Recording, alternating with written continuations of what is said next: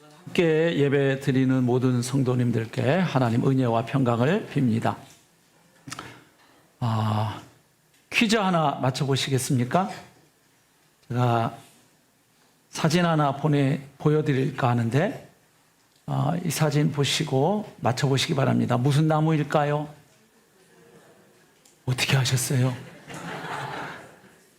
성경 봉독 시간에 집중해서 읽으셨나 봅니다. 이게 바로 엘리야가 피해서 앉았다는 로뎀 나무예요. 지난번 저도 성지순례 가서 처음 봤는데 제가 상상했던 나무와 너무 다르더라고요. 로뎀 나무 그러면 어떤 생각이 드세요? 이렇게 휴식, 안식, 평안함 뭐 이런 의미잖아요. 그래서 펜션 중에 로뎀 들어가는 펜션들이 많거든요. 그런데 이 나무를 보시면 알겠지만 보통 나무처럼 이렇게 기둥이 있고 그 위에 잎이 이렇게 무성하게 달려서 그늘을 제공하는 그런 나무 형태가 아니잖아요. 잎이라기보다는 뭐같이 보이시나요? 가시 같은 줄기만 있어가지고 그늘도 잘 안 생기고 나무 높이도 얼마 안 돼요. 쌀이 빗자루로 쓰면 딱 적당할 것 같은 나무죠. 그러니까 엘리야가 로뎀 나무 아래 누웠다 하는 것은 햇빛을 피해서 그늘을 찾았다 이런 의미라기보다는 자포자기의 심정으로 그냥 모든 것을 다 내려놓은 상태였다 이렇게 보는 게 더 맞을 겁니다. 여러분 그 이스라엘 광야에 가보면 식물이 아주 살기 힘든 환경이에요. 척박합니다. 그래서 이 광야에서 자생하는 몇 안 되는 나무들이 있는데 뭐 떨기나무, 종려나무, 시딤나무, 그리고 로뎀나무 뭐 이 정도입니다. 그런데 지금 엘리야가 피했던 저 로뎀나무, 사실은 그늘 아래 가려면 어느 나무 아래로 가는 게 좋았을까요? 잎이 넓어서 그늘이 많은 종려나무나 시딤나무 아래 가는 게 더 좋았을 거예요. 근데 왜 저 그늘도 얼마 되지 않는 저 로뎀나무를 선택했을까? 그 40도, 50도까지 오르는 그 뜨거운 곳에서 말이죠. 그리고 아시죠? 저희 가서 어떻게 합니까? 하루길 더 들어가죠. 종을 놔두고. 그러니까 어떻게 보면 혼자 저 나무로 간다. 그림 연상되죠. 그러니까 이스라엘 사람들에게 그래서 로뎀 나무는 별로 좋은 이미지가 아니에요. 무슨 뭐 쉼, 평안, 안식 이런 걸 상징하는 나무가 아니래요. 우리는 딱 로뎀 나무 그러면 그런 생각이 드는데 바로 오늘 이 로뎀 나무 아래서 죽기를 구하였던 엘리야, 깊은 영적 침체 가운데 빠졌던 엘리야를 하나님께서 다시 회복시키셔서 그가 다시금 사명을 향해 나아갈 수 있도록 하신 이야기, 바로 그것이 오늘 본문이 우리에게 들려주는 이야기입니다. 그래서 오늘 본문에 나오는 이 엘리야 이야기를 통해서 우리가 참된 힐링, 온전한 힐링을 경험하기 위해서 무엇이 필요한지를 알 수가 있습니다. 또 휴가도 떠나실 텐데 휴가 가서도 참된 힐링을 경험하고 오실 수 있기를 축복합니다.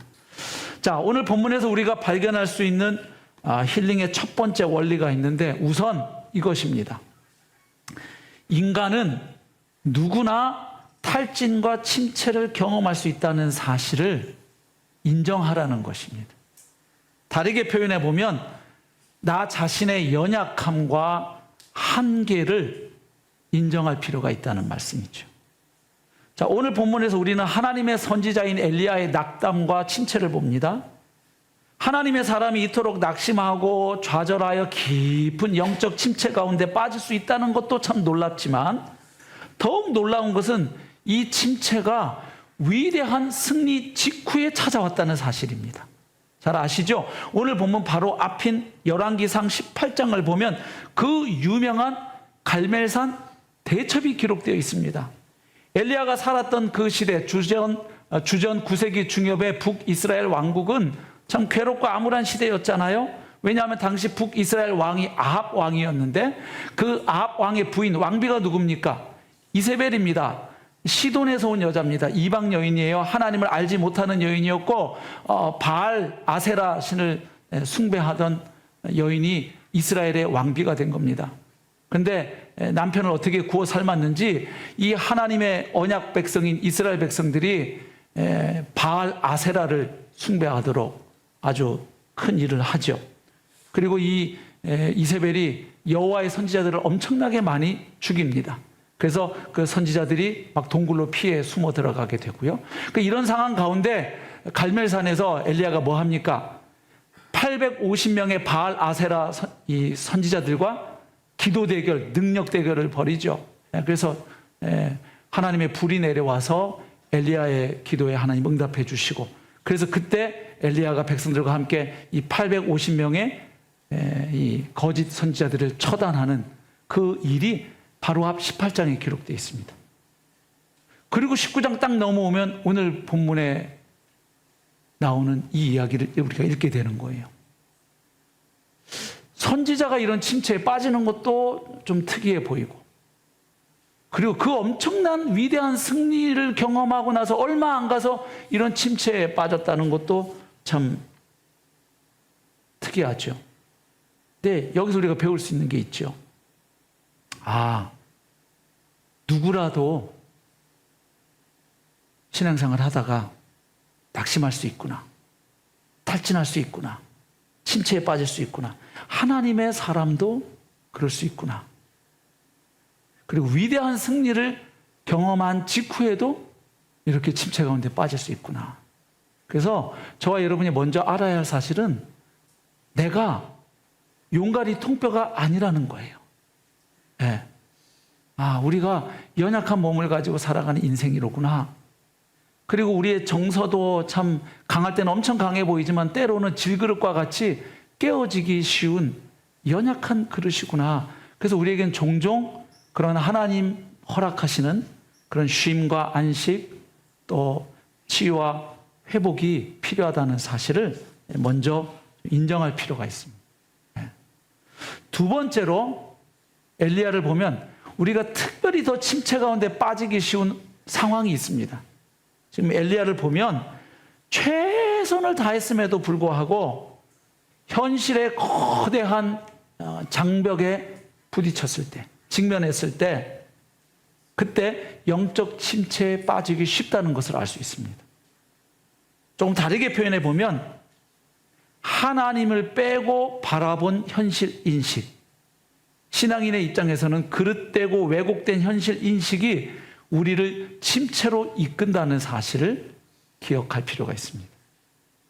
자, 18장에서 그토록 엄청난 위대한 승리를 경험했던 엘리야에게 도대체 무슨 일이 있었길래 오늘 본문에서는 이토록 낙심하고 좌절하고 하나님께 죽여달라고 이렇게 호소하고 있는 것일까요? 본문 1절과 2절에 보면 나와 있지요. 그 악독한 왕후 이세벨이 남편에게 이야기를 듣죠. 무슨 이야기를 듣습니까? 갈멜산에서 그런 능력 대결이 있었고 그 결과로 엘리야가 저 850명의 바알 아세라 선지자들을 처단했다는 이야기를 들은 거죠. 자기가 아끼는 바알 선지자, 아세라 선지자들을 엘리야가 죽였다는 소식을 듣고 어떻게 합니까? 사신을 보냅니다, 엘리야에게. 그래서 소식을 전하는데 그 내용은 간단해요.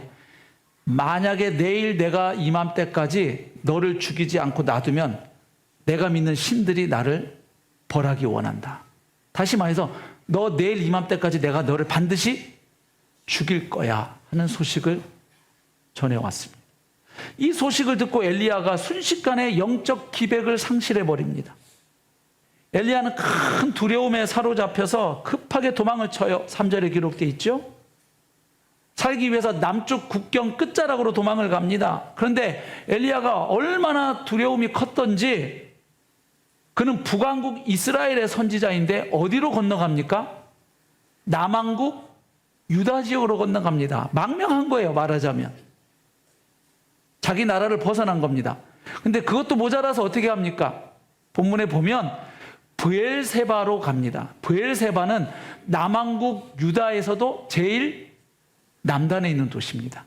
그러니까 우리 한반도를 가지고 말해본다면 저 평양이나 개성에 있던 사람이 남한으로 피신으로 왔는데 서울에 있는 것도 불안한 거예요. 가까우니까. 그래서 어디까지?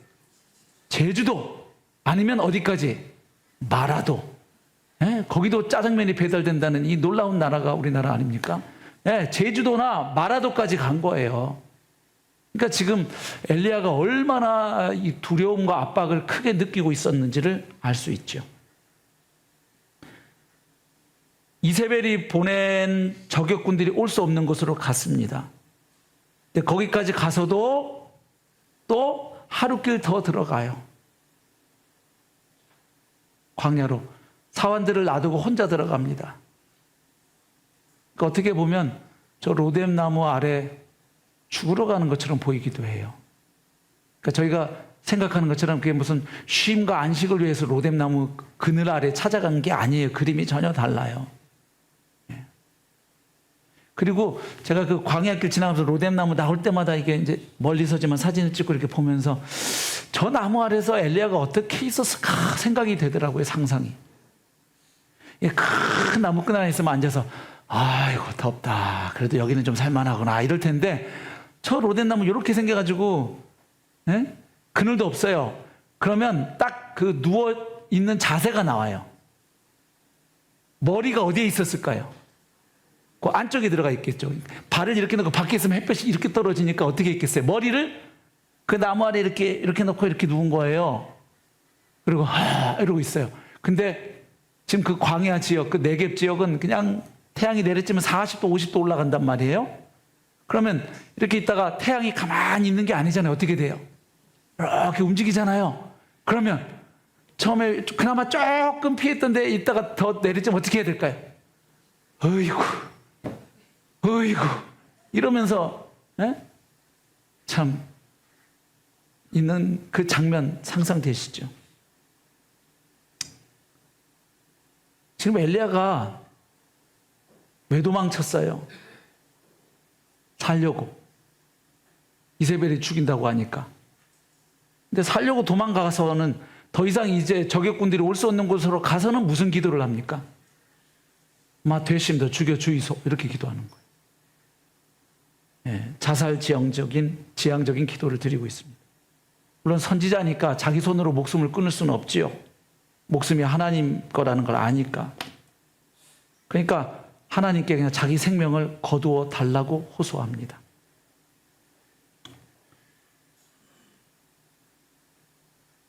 바로 직전에 그토록 위대한 승리를 경험하고 영적으로 한껏 고양되어 있었던 엘리야가 왜 이렇게 갑자기 깊은 침체에 빠져들었을까요? 그 전에도 위험했어요. 그 전에 지금 다른 선지자들 많이 죽임 당했고요. 하나님의 선지자들이. 그리고 동굴로 막 피했고 그래요. 처음 있는 일도 아니에요. 그리고 갈멜산에서 그가 그 대결을 벌일 때에도 목숨을 걸고 한 거예요. 850대 1의 싸움을 해낸 거예요. 근데 왜 이렇게 갑자기 침체에 빠졌는가? 3절 말씀에서 단서를 찾을 수가 있어요. 3절 말씀. 그가 이 형편을 보고 일어나. 여기서 보고라는 동사가 중요합니다. 여기서 봤다는 건 무엇을 의미합니까? 그냥 나무를 쳐다봤다 이게 아니죠. 이 형편을 보고 무슨 말이에요? 돌아가는 상황과 사태를 종합적으로 파악하는 행위가 본다는 거예요, 여기서. 그러니까 돌아가는 상황과 현실을 종합적으로 파악하고 고려해 보니까 이거 안 되겠구나 이런 생각했다는 거잖아요. 그러니까 지금 엘리야 입장에 생각해 보세요. 그 갈멜산에서 위대한 승리가 있었습니다. 그리고 그 가짜 선지자들 850명을 죽였습니다. 그리고 그 다음에 있었던 일이 뭐냐면 하나님의 능력을 받아서 엘리야가 그 갈멜산에서 이스르엘까지 약 50km 되는 정도의 거리인데 그 아합 왕이 탄 수레가 가고 그 앞에서 엘리야가 달려갑니다. 그렇게 갔다가 다시 사마리아로 돌아오니까 어떤 상황이 펼쳐지고 있었나요? 엘리야가 이런 기대를 했겠죠. 야, 이제는 이스라엘 백성들이 회개하고 다시 누구에게로? 완전히 여호와 하나님께로 돌아왔겠구나. 그리고 이제 저 악독한 아합 왕과 이세벨이 그런 폭정을 멈췄겠구나 기대할 수 있겠지만 돌아와 보니까 여전히 아합 이세벨 천하는 전혀 흔들림이 없는 거예요. 그리고 백성들은 또다시 바알 아세라 숭배하고 있는 거예요. 그러니까 엘리야가 볼 때 달라진 게 별로 없는 거예요. 엄청나게 자기가 희생하고 헌신했고 그리고 엄청난 열매를 거뒀다고 생각했는데 보니까 악가면치로예요. 도로 그대로예요. 그리고 상황은 더 악화됐어요. 다른 선지자들은 많이 죽었지만 그래도 자기는 어떻게 저렇게 살아남았는데 이제는 이세벨이 자기를 콕 찍어서 내일 이맘때까지 내가 너를 반드시 죽일 거야. 내가 널 그냥 놔두면 신들이 나에게 벌을 내리는 게 마땅해. 이렇게까지 하니까. 저 이세벨이 한다면 하는 여자인 걸 알거든요, 엘리야가. 이미 수많은 선지자들을 그렇게 핍박했거든요. 노력했지만 상황이 달라진 게 없는 거예요. 요즘 대한민국 청년들이 힘든 게 그거죠. 개인적으로 아무리 성실하게 살고 노력해도 이 현실의 장벽이 너무 큰 거예요. 그래서 나오는 말들이 뭐 N4 세대, 헬조선, 이게 키워드가 되는 거죠. 개인의 노력의 문제가 아닌 거죠. 어떤 그 구조적인 문제가 있으니까 청년들이 거기에서 절망하고 분노하고 그러다 보니까 이제 찾는 게 소확행인 거죠. 소소하지만 확실한 행복이라도 그냥 누리면서 살아야 정신이 안 미쳐 돌아갈 것 같으니까. 그렇죠? 지금 엘리야가 그래요. 정말 열심히 살았거든요. 목숨 걸고 살아왔거든요. 그런데 달라진 게 없는 거예요. 이 상황을 보고. 근데 여기서 엘리야가 봤다고 할 때 우리가 생각할 게 있습니다. 지금 엘리야가 본 현실은 누가 지배하는 세상인 겁니까? 이세벨이 지배하는 현실인 거예요. 야, 저 여자가 나를 콕 찍어서 죽인다고 했다? 그동안도 많은 선지자를 죽였는데 저 여자가? 그렇다면 그 이세벨이 보낸 그 메시지를 딱 읽는 순간 와! 이 말이 성취되겠구나. 이 말이 현실이 되겠구나. 그렇다면 내가 할 수 있는 건 뭐밖에 없다. 도망쳐야지. 그러니까 비록 선지자이지만 엘리야는 지금 하나님의 말씀에 대한 믿음보다 이세벨이 보낸 그 위협적 메시지를 읽고 거기에 더 마음이 사로잡힌 거예요. 빼앗긴 거예요, 마음을.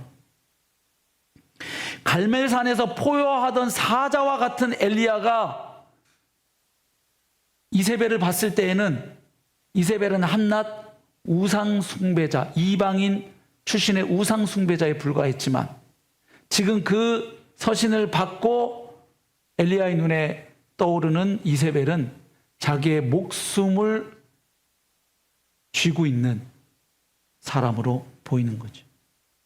그러니까 하나님을 고려하지 않고 이세벨의 위세에 눌린 채로 바라본 이 현실 인식이 엘리야를 그럼 침체 가운데 인도했다는 거예요. 여러분, 그 한자에 현실이라는 단어가 있잖아요. 근데 그 현자를 보면 재밌어요. 현실할 때 그 현자가 왕변에 볼견자가 붙어 있거든요. 그죠? 아시죠? 이렇게 해서 이렇게 왕변에 볼견. 그게 무슨 뜻이에요? 보는 것이 왕노릇한다. 그러니까 현실은 보는 관점에 따라서 다르게 구성될 수 있는 상황을 뜻하는 거죠. 그러니까 어떤 관점으로 바라보느냐에 따라서 현실은 다르게 파악되고 다르게 이해된다는 거예요. 그러니까 지금 엘리야가 이 상황을 보고 이 형편을 보고 이 말은 하나님 없이 그 현실을 들여다봤을 때 아합과 이세벨이 지배하는 세상, 그들에게 내 목숨이 달려있는 현실로 다가온 거예요. 그래서 도망을 쳤고요. 아까 보여드린 그 로뎀나무 아래 이제 엘리야가 누워 있는 겁니다. 그래서 시원한 그늘 아래 쉬는 이미지가 아니에요. 자포자기하고 이제는 그만 여기서 그만 끝냈으면 좋겠다. 하나님, 저의 생명을 취하시옵소서. 그러고 지금 누워 있는 겁니다. 자, 이런 엘리야를 하나님 어떻게 하시나요?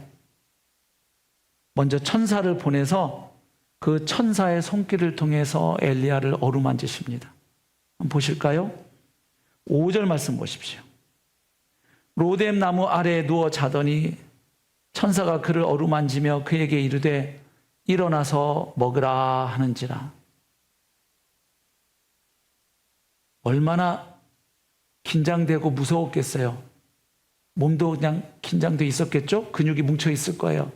근데 천사가 그런 엘리야를 토닥토닥 어루만져줘요. 에휴, 많이 힘들었구나. 그리고 뭐 합니까? 좀 마사지 해준 다음에 먹어라.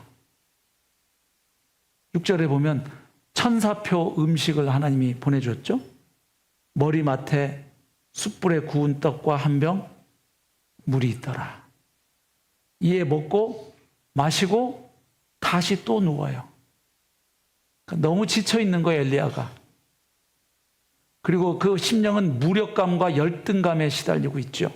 아까 막 넋두리 할 때 4절 보면은 지금 내 생명을 거두시옵소서, 나는 내 조상들보다 낫지 못합니다, 이렇게 말해요. 그 뭐예요?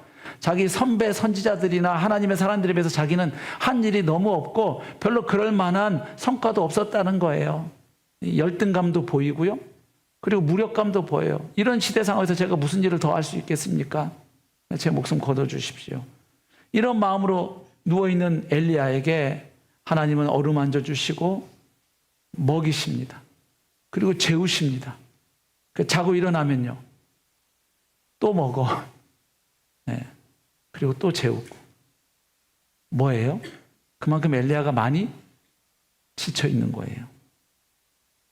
하나님이 아시는 거죠. 우리 인간의 심령은, 영혼은 육체와 깊이 관련이 되어 있죠. 그래서 영혼이 육체에 영향을 미치기도 하고, 또 반대로 육체의 상태가 정신에 영향을 미치기도 하죠. 그러니까 지금 이 엘리야의 경우에 하나님이 허락하신 이 빵과 물, 신체적 접촉, 그리고 이 잠은 일종의 영적 자양분 역할을 하고 있는 거예요. 자, 그래서 세 번째 우리가 원리를 정리할 수 있는데, 신체적 필요, 또 정서적 필요가 채워지는 것이 영적 침체 극복에 도움이 된다는 사실을 인정해야 한다는 거예요. 다르게 표현하면 일반 은총의 은혜를 무시하지 말라는 거예요. 네. 그러니까 여러분, 신자에게도 일반 은총이 적용되잖아요. 일반 은총은 하나님이 신자, 불신자, 구원받은 사람, 못 받은 사람 할 것 없이 모든 사람에게 베푸시는 보편적인 은혜와 은총을 일반 은총이라 그래요. 하나님이 햇빛과 비를 주실 때 무슨 뭐 신자들이 사는 마을에만 주시고 불신자들이 사는 마을에는 안 주시고 이러지 않으세요. 골고루 햇빛과 비를 주셔요. 일반 은총이죠. 네? 또 어떤 질병에 잘 듣는 약이 나왔을 때 그 약은 신자들이 기도하고 먹었을 때만 병이 낫고 불신자들은 안 낫고 그런 게 아니죠. 네.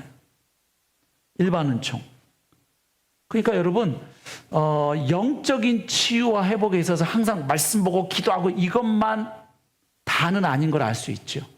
네. 맛있는 거 먹는 거 필요해요. 맛있는 거 먹으면서 음미하는 거, 아름다운 경치를 보면서 감탄하는 것, 또 지친 어깨를 토닥여주고 따뜻하게 안아주는 것, 예? 뭉치고 경직된 그 몸을 풀어주는 마사지, 예? 뭐 이상한 데 가서 하는 이상한 마사지 말고요. 예. 또 그걸 떠올리시면 안 됩니다. 예. 그 다음에 멍 때리는 거, 바쁘고 이 분주한 삶에서 잠시 떠나서 좀 푹 쉬거나 숙면을 취하는 것, 이런 것들도 영적 회복에 도움이 된다는 사실이에요. 예.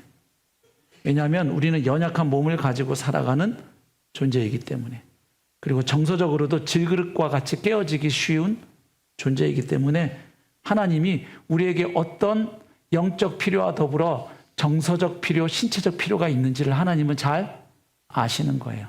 그러니까 참 하나님의 은혜가 보이잖아요. 우리 같으면 이 선지자 엘리야가 로뎀 나무 아래에서 이러고서 저 죽여주세요 그러면 무슨 말이 확 나가고 싶어요. 저는 딱 나가는 대사가 있어요. 네가 그러고도 선지자냐 이거죠. 딱. 너 지금 금식기도 할 때다. 딱 이렇게 하고 싶잖아요. 근데 하나님이 에이쿠 만져주세요. 먹어. 먹고 나니까 자. 자고 나니까 또 먹어. 그럼 또 졸립잖아요. 또 자. 네. 하나님이 아시는 거예요.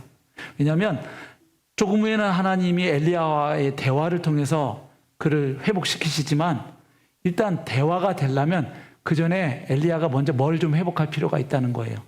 원기를 회복할 필요가 있다. 여러분 여기서 뭘 우리가 알 수 있냐면 마음이 너무 힘들고 지쳐 있잖아요. 그러면 말씀도 잘 안 들릴 때가 있어요. 저게 맞는 소린지는 알겠는데 안 들려요. 기도도 안 나올 때가 있어요. 말씀이 잘 안 들리고 기도가 안 나오는 건 그래도 조금 나아요. 더 심해지면 어떻게 되냐면 말씀 보기가 싫어요. 기도하기가 싫어요. 예, 성도님들은 전혀 그런 적이 한 번도 없으셨다는 표정으로 저를 보시는데 예, 죄송합니다만 저는 목사이지만 그런 경험이 있었어요. 말씀 봐야 되고 거기에 답이 있다는 걸 아는데 보기가 싫어. 왜? 말씀 읽으면 분명히 또 찔림을 받을 거야 나는 잠시 후에.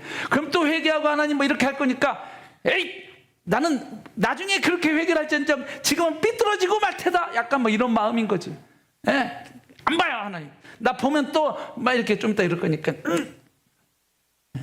이제 한 2분 정도가 저도 있었어요 하시는 것 같아서 예, 조금 여러분 출애굽기 6장 9절 보면 이 애굽에서 노예 생활하고 있던 이스라엘 백성들에게 모세가 가서 하나님의 구원 계획을 전해줘요. 근데 그 전에 처음에 가서 얘기해 주니까 막 기뻐했거든요. 근데 모세가 나타난 것 때문에 바로가 화가 나가지고 어떻게 합니까? 더 일거리를 많이 주죠. 그리고 재료도 안 주고. 그러니까 이스라엘 백성들 입장에서는 갑자기 모세하고 아론이 나타난 것 때문에 삶이 어떻게 된 거예요? 어쨌든 일시적으로 더 힘들어진 거예요. 팍팍해진 거예요. 그게 모세가 나타나니까 안 반가워. 근데 한다는 소리가 이제 하나님이 여러분을 막 이러고 막 얘기를 잔뜩 했어요. 그랬더니 보세요.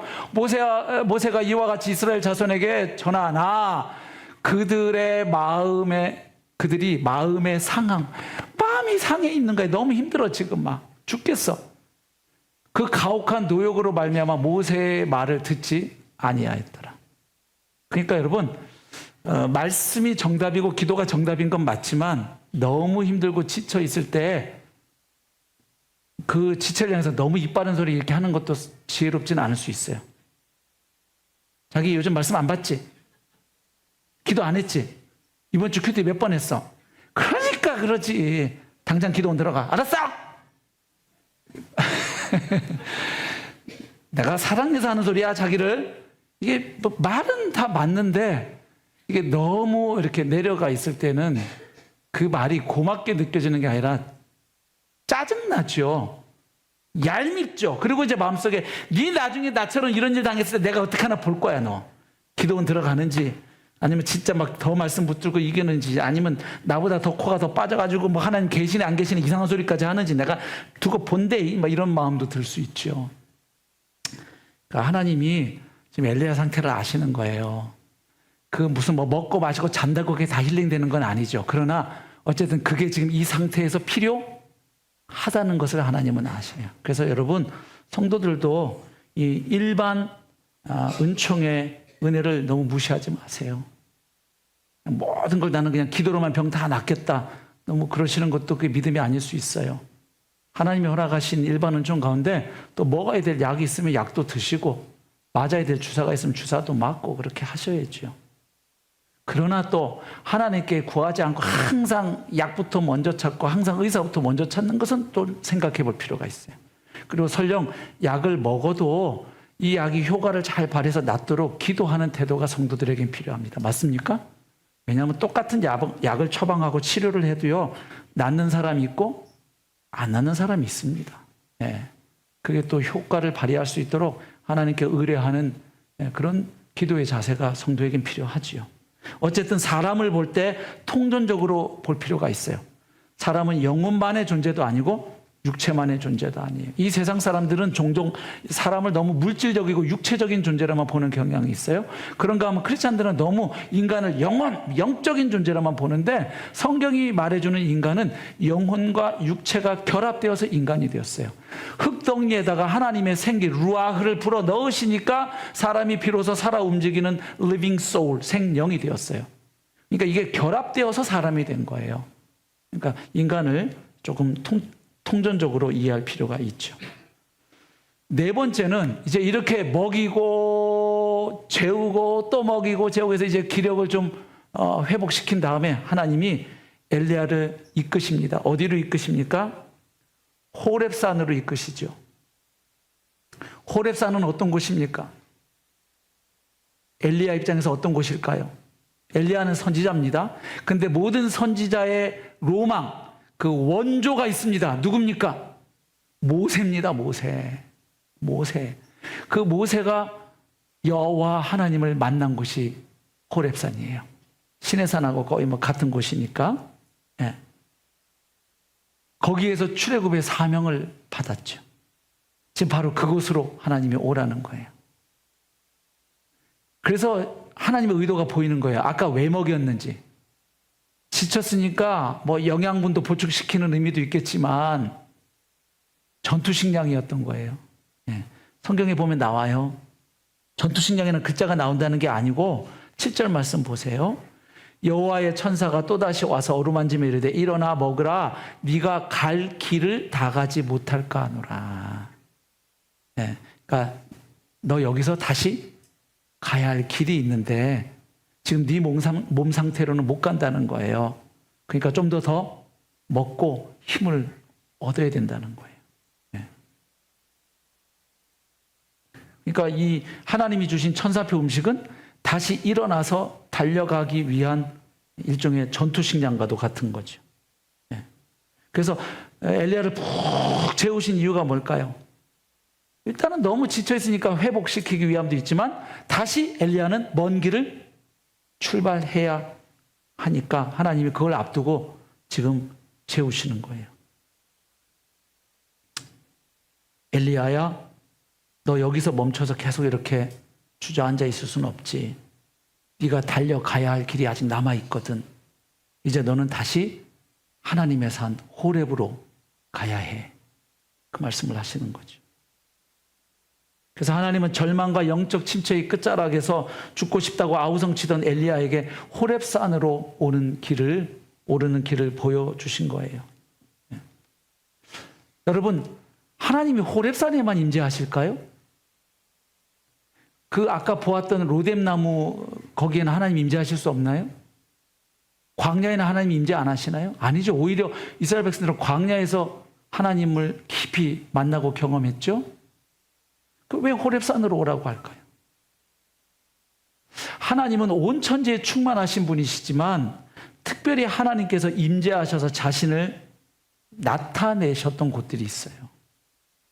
이스라엘 백성에게 호렙산은 그런 곳이에요. 모세에게 나타나셨던 곳이고, 또 출애굽한 이스라엘 백성이 하나님과 언약을 맺은 시내산과 호렙산이 거의 위치가 같지 않아요? 그러니까 여러분, 우리도 침체 가운데 빠졌을 때 하나님의 은혜가 부어지는 곳으로 가야 해요. 그러니까 여러분, 하나님이 온 천지에 충만하시고 편재하신 분이다, 무소부재한 분이다. 그래서 하나님은 어디나 계시니까 내가 이 침체 가운데 빠져나가기 위해서 룸살롱이나 스탠드바를 가면 별로 은혜를 못 받잖아요. 네? 하나님이 거기 안 계시겠어요? 네? 그러나 거기서 예배 받고 계시고 역사하시진 않잖아요. 물론 거기서도 하나님은 이런 말씀을 주실 수 있어요. 네가 어찌하여 이곳에 있느냐, 이런 말씀을 주실 수는 있겠지만, 거기 여러분들이 예배 자리에 가서 하나님 예배하고 뜨겁게 기도하고 하나님 찬송하고 말씀 나누고 하는 자리에서 부어지는 그런 은혜가 부어진다고 기대하기는 솔직히 어렵죠. 그래서 솔로몬이 성전 짓고 나서 하나님께 봉헌할 때도 그런 기도합니다. 온 천지에 충만하신 하나님이 이 좁은, 제가 아무리 근사하게 지어드리지만 이 성전, 이 좁은 건물 안에 하나님 갇혀 계실 수 있겠습니까? 이게 하나님의 집이라 말할 수 있겠습니까? 많은 온 천지에 충만하신 하나님이지만 그래도 하나님 이 성전에 임재하셔서 이곳에서 드려지는 예배를 받아 주십시오. 그리고 이방인들도 이 성전을 향해서 기도하면 하나님 그들의 기도를 들어 주십시오. 이렇게 기도하지요. 그러니까 여러분, 온 천지에 하나님이 계시지만 우리가 특별히 이렇게 침체 가운데 빠졌을 때는 바로 그런 하나님의 은혜가 부어지는 곳으로 가야 합니다. 네.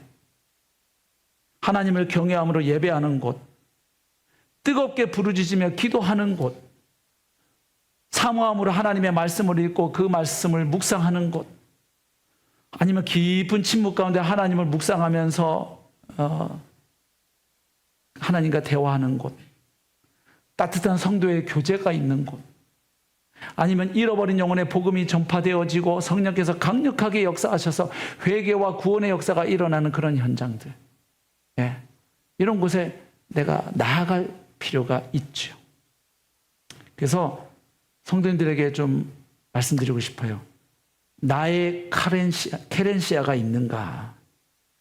나의 호렙산처럼 나의 케렌시아. 이 케렌시아가 스페인어인데요. 예, 피난처, 안식처를 의미해요. 예. 근데 이게 원래 이 단어가 사용된 곳이 투 경기장이에요. 예. 투 경기하다 보면 투사하고 그 소하고 막 싸우잖아요. 막 격렬하게 이제 막 그 싸우다 보면 이 투사가 지쳐서 좀 숨을 돌리고 쉬어야 될 필요도 있겠죠. 근데 여러분, 투사만 쉬는 게 아니고 소도 쉬어요. 그거 모르셨죠? 네, 이 케렌시아라는 말이 여기에서 왔는데 이 투사와 혈투를 벌이던 이 소가 마지막 결전을 앞두고 잠시 쉬는 곳을 케렌시아라 그래요. 네. 그래서 투장 한쪽에 소가 안전하다고 느끼는 장소가 있대요. 그 소마다 틀려요.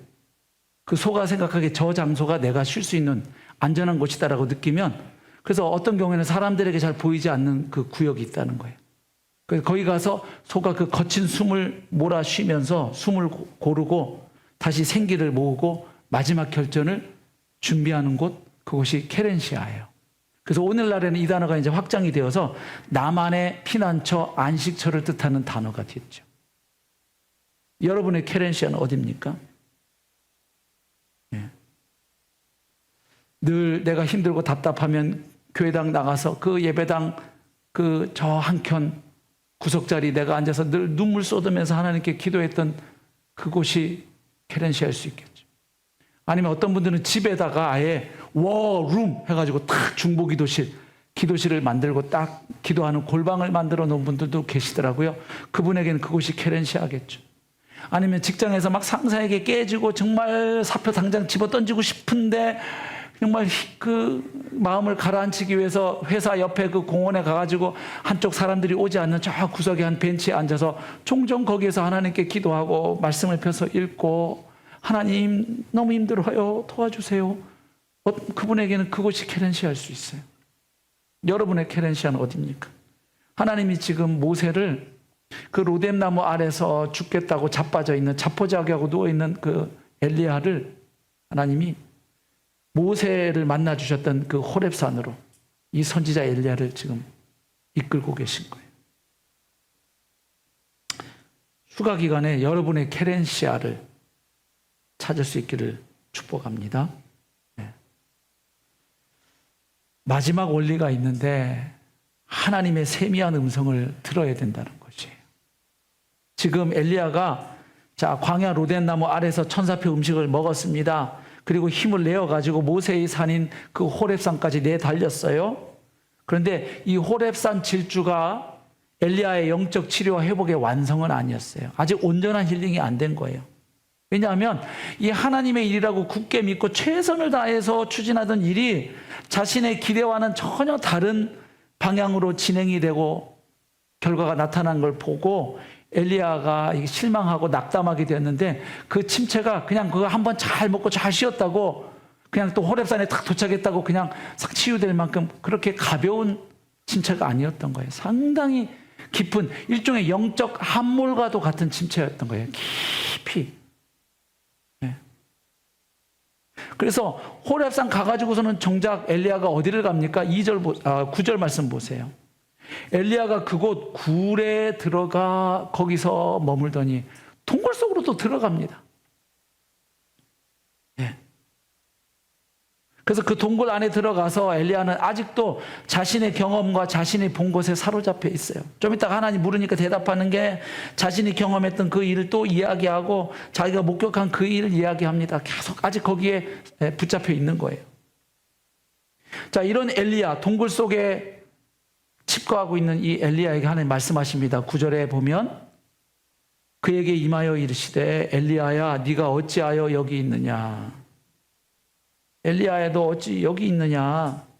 너 동굴 속에 그렇게 처박혀서 신세 타령하고 넋두리 하려고 여기 온 거 아니잖니. 너 왜 거기 그러고 있니? 말씀하시는 거죠. 엘리야가 대답해요. 10절. 그가 대답하되 내가 만군의 하나님 여호와께 열심히 유별하오니. 하나님 저 정말 열심히 살았어요 하는 거예요. 난 정말 하나님 위해서 살았어요. 정말 나는 하나님께 대한 열심이 내가 정말 선지자 중에서도 저는 좀 유별난 것 같아요. 정말 치열하게 살아왔어요. 말하자면 이런 거예요. 하나님 이 이스라엘 땅에서 나만큼 하나님 위하고 나만큼 하나님 사랑하는 사람이 있으면 한번 나와보라고 하세요. 뭐 이런 거예요. 말하자면 하나님께 저는 열심히 유별합니다. 그리고 자기가 무슨 일을 했다는 거예요. 이런 상황에서 그렇게 살아왔다는 거예요. 이스라엘 자손이 하나님의 언약 백성인데 주의 언약 다 내버리고 그리고 하나님께 예배하는 그 제단 다 헐어버리고 칼로 주의 선지자들 야훼 선지자들을 다 죽였습니다. 그리고 겨우 지금 저 하나 살아남았습니다. 그런데 이제는 저 이세벨이 저까지 이제 죽이려고 하는 겁니다. 하나님. 그러면 이제 이 이스라엘 땅은 어떻게 됩니까? 네. 그러니까 저 죽여주세요 하는 말을 하나님한테 이렇게 들으신 것 같아요. 진짜 죽여주세요라는 말도 될 수 있지만 저 이세벨이 저렇게 판을 치는 이 바알 아세라를 숭배하는 이 이스라엘 땅에서는 저는 못 살겠습니다. 이런 소리로 들으신 거죠, 하나님.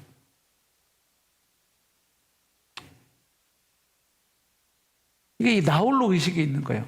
그러니까 이게 절박함도 되지만 교만함도 있는 거죠. 나 아니면 안 돼. 지금 이스라엘 땅에 나 혼자 남았는데 이제 저까지 죽이려고 하니까 그럼 어떡합니까? 하나님 그냥 죽여주세요. 뭐 이거 변한 것도 없고. 그렇지 않으면 좀 이따 나오지만 강력한 바람과 지진과 불처럼 초자연적인 슈퍼 역사를 허락하셔서 저 적대자들을 한 방에 제압할 수 있는 갈멜산 대첩보다도 훨씬 더한 퍼포먼스를 좀 허락하시든가. 그거 아닐 거면 그냥 저를 데려가시든가. 이런 마음이죠.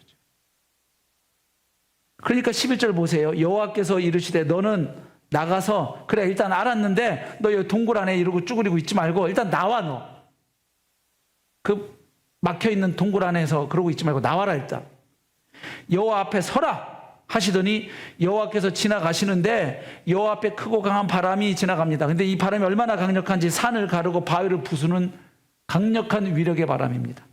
그런데 중요한 것은 그 바람 가운데 하나님이 계시지 않았다는 거예요. 그 다음 바람 후에는 땅이 흔들리는 지진이 있습니다. 그런데 그 지진 가운데도 하나님이 계시지 않아요. 지진 후에는 불이 있습니다. 여러분 갈멜산에서 하나님이 어떻게 응답하셨습니까? 불을 내려 응답하셨죠. 불이 있으나 불 가운데에도 여호와께서 계시지 아니에요. 그래서 여기 바람, 지진, 불은 엘리야가 이미 경험했던 하나님의 강력한 역사일 수도 있고요. 아니면 지금 동굴 안에서 엘리야가 넋두리 하면서 하나님 이 이스라엘 다시 회복하시려면 이런 거 필요해요. 적어도 이 정도는 돼야 이 이스라엘 백성들 다시 하나님께로 돌아옵니다. 하나님 저를 이왕 쓰시려면 바람의 선지자, 지진과 불의 선지자로 저를 써주시든가 그렇지 않을 거면 데려가시든가 여기까지가 끝인가 보고 뭐 그런 거예요. 지금 저 할 만큼 했어요. 근데 달라진 거 없잖아요. 하나님. 그런데 그 바람, 지진, 불 하나님이 임재할 때 나타나는 현상이죠. 그럼에도 불구하고 하나님이 거기 계시지 않았다. 당연하죠. 이건 하나님의 임재와 역사의 현상이지 하나님 자신은 아니죠. 근데 그보다 더 중요한 것은 하나님이 앞으로 엘리야를 통해서 하시려는 일은 엘리야가 기대하고 있는 이런 바람, 지진, 불 이런 게 아니라는 거예요. 그래서 세미한 소리가 있습니다. 세미한 소리. 들릴 듯 말 듯. 침묵이라기 보기에는 하기보다는 소리에 가깝고, 근데 또 소리라고 하기에는 침묵에 가깝고, 있음과 없음의 중간, 들림과 안 들림의 중간, 세미한 하나님의 음성이 들려와요. 그 음성의 내용이 뭐였을까요? 본문에 안 나오죠. 근데 우리가 그 말씀 가운데는 이런 말씀도 있었다는 걸 알 수가 있어요. 어떻게 알 수 있냐면, 하나님과 지금 이 엘리야 사이에 일종의 로고 테라피가 지금 진행되고 있어요. 이 말을 주고받으면서 엘리야를 지금 하나님이 치유하고 계신데, 우리 왜 상담 받으러 가면 상담사가 우리를 질문도 던지고 듣고 그러면서 이렇게 주거니 받거니 하면서 이제 그 마음을 만지잖아요. 9절 보세요. 하나님이 질문하셨어요. 똑같은 질문이 13절에 나와요. 보세요. 9절과 13절이 한 세트예요. 하나님이 엘리야에게 하신 질문이 똑같아요. 네가 어찌하여 여기 있느냐. 자, 그랬더니 엘리야가 대답한 내용이 10절에 나옵니다. 어쩌고 저쩌고 저쩌고 저쩌고 막 죽이려고 이러고 저러고 저 혼자 남았고 막 이런 이야기. 근데 하나님이 두 번째 또 물으시잖아요. 엘리야의 두 번째 대답이 14절에 기록되어 있어요. 10절과 14절을 또 이렇게 같이 딱 봐보세요. 토시 한 자 안 틀리고 똑같죠? 엘리야 마음에는 여전히 그가 본 것, 그가 경험한 것, 그것이 그의 마음을 온통 사로잡고 있어요. 그 다음에 11절, 12절이 엘리야에게 주신 하나님의 말씀이에요. 11절, 12절은 세미한 소리로 말씀하셨다는 내용만 기록되어 있어요. 그런데 15절부터 18절 보면 하나님이 엘리야에게 주신 말씀이 기록되어 있죠. 그래서 그 세미한 음성으로 주신 말씀 가운데 이 말씀이 있었다는 것을 알 수가 있죠. 15절부터 18절이 무슨 말씀이에요? 여호와께서 그에게 이르시되 너는 내 길을 돌이켜 광야를 통하여 다메섹에 가서 이르거든. 자, 엘리야에게 아직 사명이 남아 있다는 거예요. 새로운 사명을 주시는데 하사엘에게 가서 기름을 부어 아람의 왕이 되게 하고, 하나님이 새롭게 선택하신 아람의 왕 하사엘을 찾아가서 네가 기름 부어서 그 하사엘을 아람의 왕이 되게 해라 하는 말씀이죠. 그 다음 16절 너는 또 님스의 아들 예후에게 기름을 부어서 이스라엘의 왕이 되게 하라. 지금 이스라엘 왕이 누구예요? 그 악독하고 포악한 아합 왕이에요. 근데 하나님은 이미 이제 다음 왕을 결정해 놓으신 거예요. 누구예요? 예후예요. 예후. 그래서 네가 또 예후에게 기름을 부어서 이스라엘의 새로운 왕을 세워라. 그 다음 엘리사라는 사람에게 기름 부어서 너를 이어서 계속 이 선지 사역을 할 수 있는 선지자로 세워라. 자, 이 말씀을 통해서 엘리야가 깨닫는 게 뭐죠? 아, 이 세상은 이세벨이 아합이 지배하는 세상이 아니로구나. 하나님이 주권적으로 다스리는 세상이구나 깨닫는 거죠. 지금 아람의 왕도 이스라엘 왕도 하나님이 세우시는 거예요. 그리고 그 왕을 세우는 일에 자기를 쓰시겠다는 거예요. 그러니까 지금 엘리야가 앞에 본 이 형편을 보고 할 때는 온통 이세벨과 아합이 지배하는 세상, 그리고 그 안에서 나도 죽을 수밖에 없는 존재로 여겨졌는데, 지금 이 말씀을 듣고 보니 야, 나는 이스라엘만이 아니야. 저 아람의 왕도 내가 세워. 알겠니? 하는 말씀이죠. 아, 하나님이 주권자이시구나. 하나님이 이세벨이 아니라 아합이 아니라 하나님이 역사의 주권자이시구나. 그리고 내가 아니라 하나님이시구나. 이걸 깨닫게 하시는 거죠. 그래서 동굴 밖에 갇혀있던 그를 끄집어내어가지고 이 새롭고 확 트인 현실 인식을 열어주시는 거예요. 다시 봐라 너 세상을. 내가 다스리는 세상이다. 그리고 이 세상에서 네가 할 일이 있다. 그리고 네가 기대하는 것처럼 바람, 지진, 불, 강력한 퍼포먼스 한 방으로 확, 이게 내 뜻이 아니고 앞으로 남아있는 역사가 상당히 진행되면서 나는 내 뜻을 이루어 간다. 그리고 너는 네가 할 사명이 있고 넌 여기까지 하고 너 이어서 엘리사가 계속 해갈 거다. 그런데 그 엘리사가 할 일을 하나님이 이렇게 말씀하세요. 17절 보면 하사엘, 아람 왕 하사엘을 통해서 하나님이 이 하나님께 불순종하고 거역하는 사람들, 바알 신앙자들을 척결하시는 거예요. 하사엘의 칼을 피하는 자를 예후가 죽인다. 그리고 예후의 칼을 피하는 자를 엘리사가 죽인다. 그러니까 하나님의 이 결정적인 역사의 키를 하나님의 선지자인 엘리사가 쥐고 있음을 보여주는 거예요.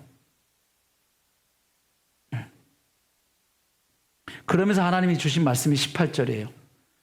내가 이스라엘 가운데 7,000명을 남기리니 다 바알에게 무릎을 꿇지 아니하고 바알에게 입 맞추지 아니한 자다. 너 자꾸 입만 열면 하나님 저가 하나님께 열심히 특별하고 저 혼자 남았는데 이제 저까지 죽이려고 하면 이 이스라엘은 후회되고, 그래 네가 열심히 사는 건 나쁜 일이 아닌데 너 아니면 안 된다는 거, 나 홀로 그 공로의식도 있는 거죠.